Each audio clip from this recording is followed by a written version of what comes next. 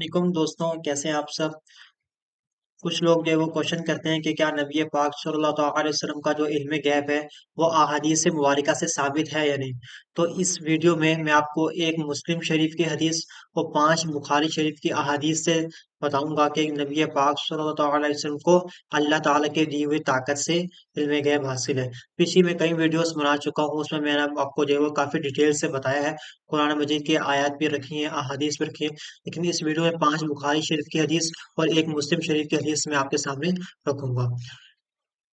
تو وہ مسلم شریف کی جو حدیث ہے اس میں یہ کیا ہے کہ مسلم شریف کی حدیث ہے، باب غزوہ بدر، جلد نمبر 3 ہے، اور صفحہ نمبر 1403 ہے۔ تو اس کو میں آپ کو حوالہ بھی دے دیا ہے۔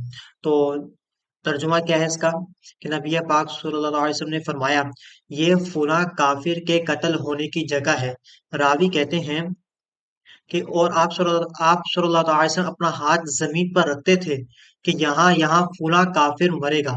راوی یعنی حضرت انس بن مالک رضی اللہ تعالی عنہ کہتے ہیں، ان میں سے کوئی رسول اللہ صلی اللہ تعالی علیہ وآلہ وسلم کے ہاتھ کی جگہ سے نہ ہٹا، یعنی جس کے بارے میں جہاں فرمایا تھا وہ وہیں پر مرا۔ تو یہ نبی پاک صلی اللہ علیہ وسلم نے غزوہ بدر سے پہلے علم غیب کی خبر دی، جو اللہ تعالیٰ نے آپ صلی اللہ علیہ وسلم کو غیب کی خبر ارشاد فرمائی، بتایا کہ بھئی یہ فلاں کافر کی جگہ ہے، یہاں پر فلاں کافر مرے گا۔ تو جب معرکہ ختم ہوا تو وہاں پر وہی کافر مرا ہوا دیکھا تھا۔ تو یہ نبی پاک صلی اللہ علیہ وسلم کا علم غیب ہے جو اللہ تعالیٰ نے عطا فرمایا۔ یہ ہوئی مسلم شریف کی ایک حدیث، باقی 5 بخاری شریف کی حدیث آپ کے سامنے رکھتا ہوں۔ پہلی حدیث صحیح بخاری میں ہے۔ ترجمہ حضرت عائشہ رضی اللہ تعالی عنہا سے روایت ہے، فرماتی ہیں نبی پاک صلی اللہ تعالی علیہ وسلم نے حضرت فاطمہ رضی اللہ تعالی عنہا کو اپنے اس مرض میں بلایا جس میں آپ کا وصال ہوا۔ ان کو سرگوشی میں کوئی بات بتائی تو وہ رونے لگی، یعنی حضرت فاطمہ رونے لگی۔ پھر بلا کر سرگوشی کی تو وہ ہنس پڑی۔ حضرت عائشہ رضی اللہ تعالی عنہا فرماتی ہیں، میں نے اس بارے میں ان سے دریافت کیا تو انہوں نے بتایا کہ نبی پاک صلی اللہ تعالی علیہ وسلم نے سرگوشی میں مجھے بتایا کہ اسی مرض میں ان کا وصال ہو جائے گا، تو میں رونے لگی۔ پھر آپ صلی اللہ تعالی علیہ وآلہ وسلم نے سرگوشی میں مجھے بتایا کہ ان کے گھر والوں میں سے، غیب کی خبر سنیے گا، ان کے گھر والوں میں سے سب سے پہلی میں ہوں جو ان کے پیچھے دنیا سے جاؤں گی، تو میں ہنس پڑی۔ تو یہ نبی پاک صلی اللہ علیہ وسلم نے غیبی خبر دی کہ میرے بعد جو ہے وہ میرے گھر والوں میں تم سب سے پہلے میرے پاس آؤ گے۔ اچھا، یہ ہوئی ایک بخاری شریف کی حدیث۔ اور دوسری بخاری شریف کی جو حدیث ہے وہ کیا ہے؟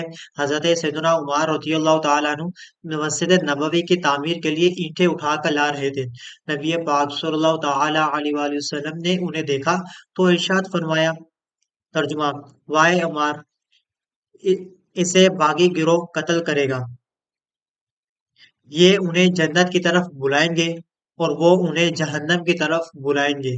راوی کا بیان ہے کہ حضرت عمار رضی اللہ تعالیٰ عنہ کہا کرتے، میں فتنوں سے اللہ تعالیٰ کی پناہ مانگتا ہوں۔ محدث شہیر حکیم الامت مفتی احمد یار خان نعیمی رحمۃ اللہ تعالیٰ علیہ اس حدیث پاک کی جو شرح ہے اس میں فرماتے ہیں، اس فرمان عالی میں 3 غیبی خبریں ہیں۔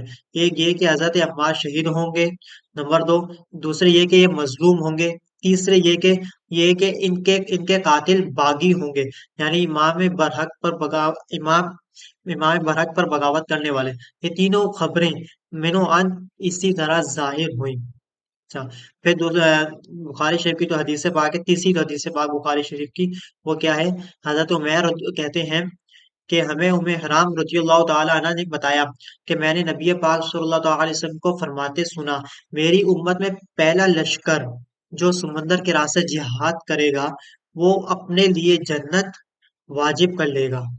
میں حرام رضی اللہ تعالیٰ عنہ فرماتی ہے، میں نے عرض کیا یا رسول اللہ صلی اللہ تعالیٰ علیہ وآلہ وسلم، کیا میں ان میں ہوں؟ ارشاد فرمایا، ہاں تم ان میں سے ہو۔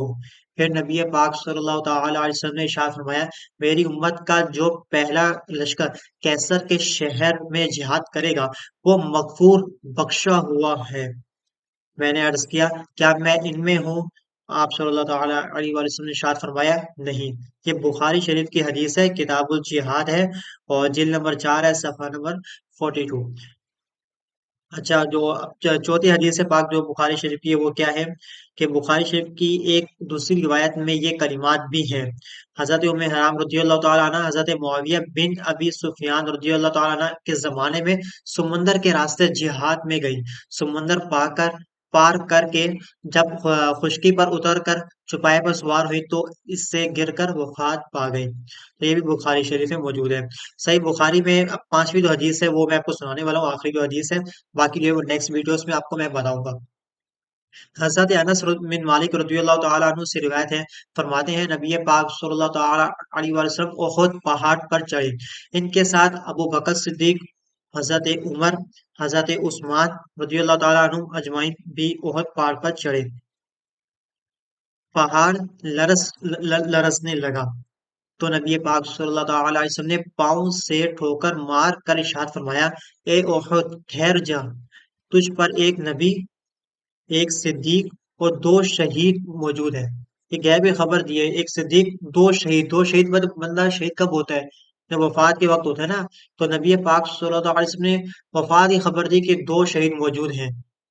حالانکہ نبی پاک صلی اللہ علیہ وسلم کا ظاہری وصال پہلے ہو چکا تھا صحابہ کرام سے، حضرت ابوبکر صدیق سے، حضرت عمر سے، حضرت عثمان سے، لیکن ارشاد فرمایا دو شہید موجود ہیں، ایک صدیق موجود ہے. تو یہ جو ہے وہ ہمارے پاس بخاری شریف کی جو ہے وہ احادیث میں نے آپ کو پیش کی ہیں. پانچ احادیث پیش کی ہیں اور ایک مسلم شریف کی، پانچ بخاری شریف کی حدیث، ایک مسلم شریف کی حدیث پیش کی ہے، جس سے ثابت ہوتا ہے کہ اللہ تعالیٰ نے جو طاقت دی ہے، اللہ تعالیٰ کی دی ہوئی طاقت سے ہی نبی پاک صلی اللہ تعالی علیہ وسلم کو عطائی علم غیب حاصل ہے. ٹھیک ہے، ذاتی علم غیب نہیں ہے، عطائی علم غیب حاصل ہے. تو میں نے آپ کو اس ویڈیو میں بتا دیا.